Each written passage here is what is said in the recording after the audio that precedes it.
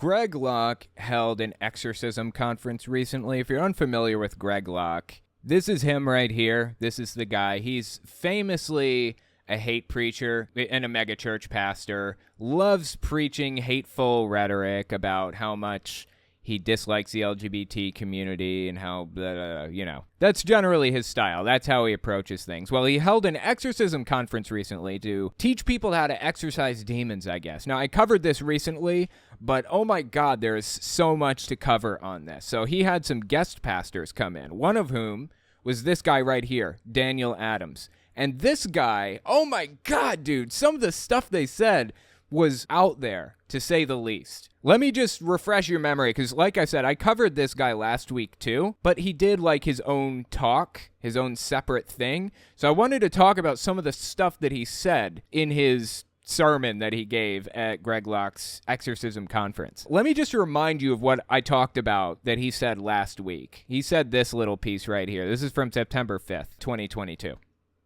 If you go to Africa, it's very common for witches to astral project over crusade fields and stuff like that. So yeah, they were talking about astral projection at the time and talking about how real it is and how witches astral project into areas and into Christians' minds if they're not praying, all kinds of crazy stuff, right? And then he busts this story out about astral projection. And try to cause problems in the spirit. I've actually had a woman there that survived the genocide in Rwanda tell me a story of when she was doing a crusade. Witches would astral project in the air and pee on people in the crowd. Yep. They would think it was raining, but they were peeing. And I know that's hard to believe here in America. Yeah, a little bit. I'm sorry, man. I'm just not buying it. Isn't astral projection where you leave? I mean, it's fake. Astral projection's fake. I'm just going to tell you this up front. But the idea behind it is witches or whatever, whoever's astral projecting, they leave their spirit leaves their body and floats out into the world and can listen to things that are happening or see things that are happening or whatever with your mind. You're leaving your body behind, right? Why does this guy even believe that it's possible to float out of your body and then pee? If you leave your body behind, then by definition, you can't pee on things, right? I'm just using basic logical steps to poke holes in this. This is bizarre, dude. They were peeing. And I know that's hard to believe here in America, but it's true. And what they would do is they would catch them in the spirit in the name of Jesus, and their body would catch up in the air, and they would fall butt naked to the ground. Yeah. Serious, true stories. No, it's not. It's not a true story. It's actually completely made up. So anyway, that's who this guy is. That's the caliber of person that we're dealing with right now. If you can believe it, that's not even his weirdest take. That was during a Q&A session where a bunch of other pastors were up on stage saying all kinds of weird stuff. He had his own sermon, as I said earlier, and his sermon included just bizarre stuff. I wanted to bring up the dude's shirt first and foremost, because look at what his shirt says. Let's see if I can get a good angle. It says Faithitist, Faithitist. Okay, so what's the shirt all about? You know, we're filled with the Holy Spirit. We're like the wind. We can hit you at any time. You know what I'm saying? And that's how faith is. Hebrews 11:6. I'm a faithitist, by the way. You understand? Not a scientist. I'm a faithitist. Did he not think to use the term faithiest? Couldn't he have used faithiest? Faithiest still would have been nonsense, but at least a little bit better, right? Or just theist. Just drop faith or anything else off the front. You're just a theist. I'm an atheist. You're a theist. Why did you add faithitist to it? This makes no sense. Drives me nuts. I'm seriously considering making a line of shirts that says Faithist on it, because I feel compelled to correct this awful error that he made. Hell, I could make that line of shirts for Christians that are not Nutter Butters. I don't know what it would say. Let me know what you think the shirt should say in the comments. Faithist shirt for non-Nutter Butter Christians, like Faithist of the non-Nutter Butter variety or something like that. I don't know. Just tell me what you think if you got any ideas in the comments. So yeah, once again, reaffirming what kind of person, what caliber of person we're dealing with right now. Keep listening. Not a scientist, I'm a faithitist. I just don't even know where he got that idea that was something that he should do. Anyway, so he goes on about the sermon, and he gets into this story. He's told multiple stories about his exorcisms that he's performed, right? And in this one story, he's telling us about how he went to Africa, and everybody in the church was possessed by a demon, every single person, and they were slithering around on the ground like snakes. Seriously, this is where this story starts out. And then he tells us this. Listen to the rest of the story. He's in the church. People are slithering around like snakes because they're possessed by demons, and then this happens. And just stops, and the demon grabs the kid's throat. Now, these demons in Africa will try to kill the individual coming out. It ain't like our little American fluffy, puffy demons. No. No, that's weird. I thought demons were all from, like, they were fallen angels, weren't they, originally? Why would demons from Africa be any different than demons from America? And how does he know? This all feels like complete nonsense to me. Is it just me? Demons. No, man. No, I'm serious. We got some little weak demons in America. Listen.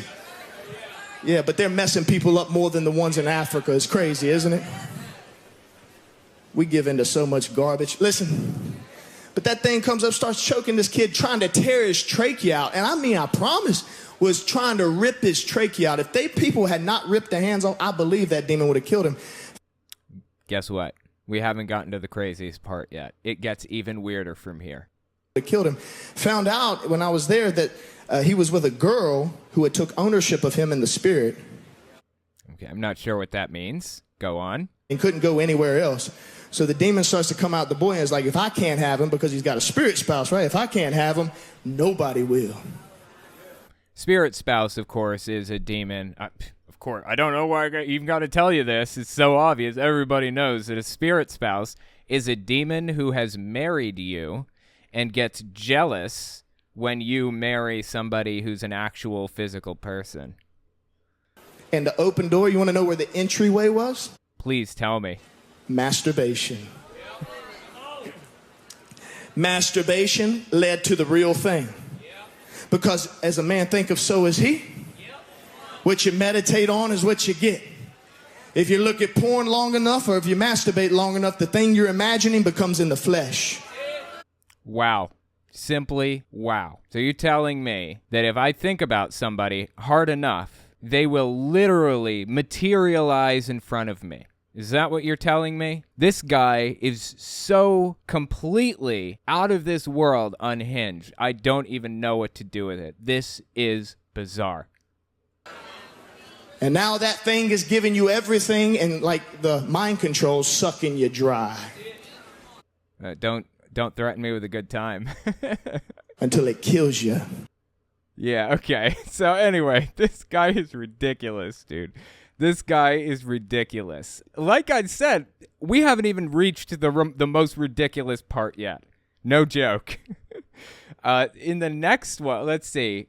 God, this sermon was just a roller coaster of weird. Okay, then he goes through this anti-trans, tirade where he's talking about how it's such a problem that people think they're squirrels, that it is so much of an issue, he had to address it from the pulpit to guarantee that Greg Locke's listeners, his congregants, wouldn't also believe that they're squirrels, apparently. Listen to what he says here.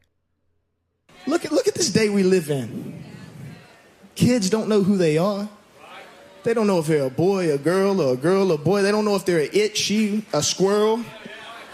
No, people actually do know exactly what they are. He just doesn't like what they are. That's really the problem here. The problem isn't them or how they feel or what they're thinking or in their private lives. It's that this guy doesn't like what they're thinking or who they are in their private lives and is trying to impose himself upon them. He's trying to impose his will and his interest and desires on them instead of leaving them be, letting them live their lives. That's really the issue here. Nobody thinks they're a squirrel. It's like deeply insulting to the trans community, which is who he's targeting right now. She, a squirrel. No, man. Oh, you ain't a girl or boy. I'm a squirrel. You're a what? A squirrel will climb the tree, you know? No, I don't. I don't know, actually. I don't understand what this guy's even getting at. I don't want to be a squirrel today either. I want to be a balloon. What? That's how we are living, though. No, it isn't. Give me one example. I'll take one. Show me anything. Any examples of this happening in real life. Actual people doing this. This is the stupidity. It's a spirit of stupidity. It is. It's a stupor spirit all over the people, man. Did he say stupor spirit? Is that what he said just now? The people, man. The Bible says in the last days it'll be given over to a strong delusion. Well, here's the interesting thing. I actually tracked down the source of this idea that people think they're squirrels or whatever else. Check this out. Late January 2022. I remember hearing about this when it happened. This woman comes out to a school board, okay, and she is livid. She is miffed at the fact that there are... you know what? I'm not going to spoil it. Just listen. Listen to what she says at this school board meeting. This is a Midland Public Schools in Michigan. Listen to this. It was addressed by a child a couple months ago that they are put in an environment where there are kids that identify as a furry, a cat or a dog, whatever. And so yesterday I heard that at least one of our schools in our town has in one of the unisex bathrooms, a litter box for the kids that identify as cats.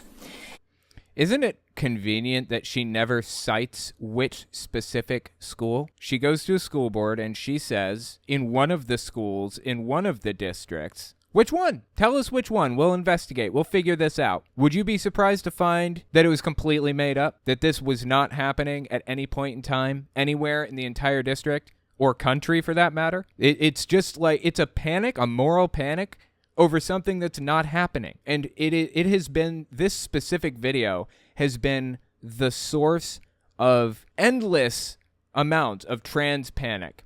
Endless amounts of moral panic over nonsense. Things that are not even happening.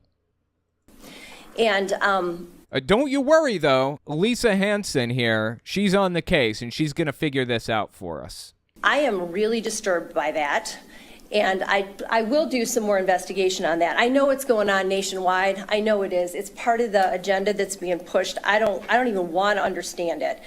Great. Me either. Nobody wants to understand it. You know why? It's not happening. This is not a nationwide thing. This is completely fabricated. It's insane. But I think that people need to be aware of it, because I am really upset as a parent that my child is put in an environment like that. And, I would be upset if my child was in an environment like that too. They're not. No child in the United States is in that environment. You know, I'm all for creativity and imagination, but when someone lives in a fantasy world and expects other people to go along with it, I have a problem with that. So, wow, couldn't have said it better myself. Love it. Completely agree. When someone's in a fantasy world and expects somebody to go along with it, yeah, I can't stand for that either, Lisa. I'm on the same page as you here. Not for the same reasons, I would venture to guess. I'm just putting that out there. I will investigate more. Do that. Do that, Lisa. Get back to us and let us know what you find. I would appreciate that deeply. That's the source of this. That's why we have people like Daniel Adams coming out here now talking about people thinking they're squirrels. It's not happening. It was never happening.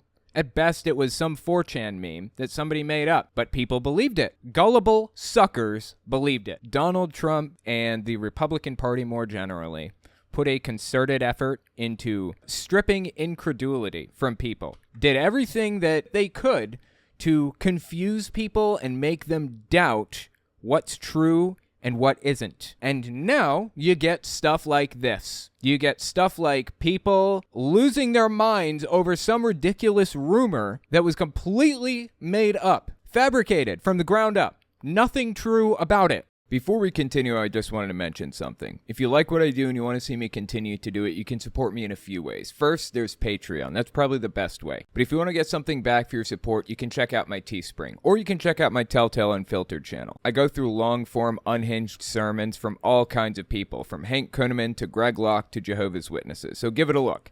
Links are in the description. Okay, now back to the video. And you know what else that did? When they stripped people's ability to tell the difference between fact and fiction, you know, the other side benefit to it for Donald Trump and all of the other people at the top who are grifters to some degree. I have this Telegram account that I've been using to follow the nuttiest of Nutter Butters, mostly Trump people. I've gotten myself into some private Trump channels that you have to apply to get into. And believe it or not, I've seen some pretty messed up stuff in here. It's pretty sad. But some of the stuff that I saw that really raised my eyebrows the most, let me find a post here for you. Yeah, here's one right here. This is the Donald Trump. This is like the biggest Donald Trump Telegram channel. It's got like 250, 300,000 followers to it. That's a lot, dude. That is a lot of followers. Trump's golden ticket broke all records.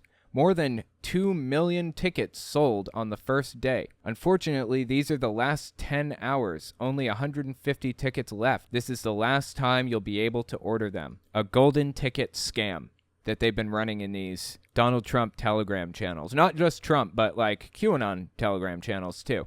When you click the link, it brings you to this website. Due to the high volume of orders we are receiving, shipping may be delayed. It's obviously a complete scam. They're claiming that Donald Trump is selling this golden ticket, and it's like a lottery system where every 5 tickets is guaranteed to win between $1,000 and like $100,000 or something like that. It's guaranteed to appreciate in value over time, and they even post fake like tweets from Elon Musk asking Trump to sell 35% stake in the golden ticket stuff. It's complete nonsense. Trump isn't even selling golden tickets as far as I know. I haven't heard a word about it outside of these Donald Trump and QAnon Telegram channels. And these things cost $300 each, or 10 golden tickets for $1,000. Now remember, every 5 golden tickets is guaranteed to win at least $1,000. So people think, you know, if I take $100,000 out of my kid's college fund and I spend that $100,000 on these golden tickets, I'm guaranteed to get a minimum of $200,000. I didn't pick those numbers randomly or by chance. There is an actual real specific story of a guy who really was trying to buy stake in Truth Social or whatever else with $170,000 of his kid's college fund because he believes that Trump is going to send it to the moon. They strip people's ability to tell the difference between fact and fiction, and then they take them for every penny they own. That was the whole thing with Donald Trump. That was the grift, and it worked, sadly. Donald Trump parting gullible fools from their money since 1946.